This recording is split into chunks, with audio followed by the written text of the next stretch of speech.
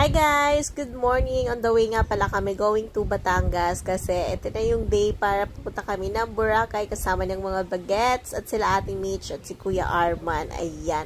Kaya nag-travel na kami. Dinala nga pala namin yung sasakyan nila ate papuntang Batangas.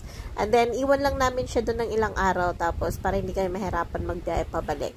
And pagdating namin sa Batangas, medyo nagutom kami. And then, tinuro nila to. Ito daw yung sikat na lumihan dito sa may Batangas at sobrang sarap nga talaga ng lumi nila dito. Paris Overload, Tris Marias. Ano to? Batangas pala.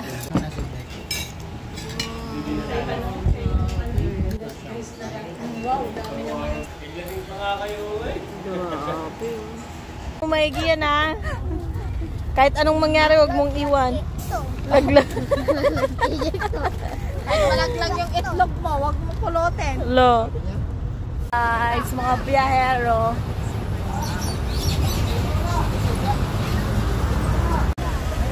Batangas Port. Bali, magbabarko nga pala kami mga Mars. Sasakyan namin ay tubo. Kaya nandito kami ngayon. Biglaan na kasi itong lakad namin. Kaya ayan, for the go na ang mga person. Oh, mga balikbayan. Balikbayan yun. From Taguig. Ride na rin kami ng terminal ticket. 30 pesos nga pala bawat isa. Tapos eto naman yung to go. Nagbayad na kami nito online. Pero kailangan pa rin i-check. Kaya napaprint na. Nakapag-check-in na rin kami sa to go. Nakapag-bayad na rin kami sa terminal.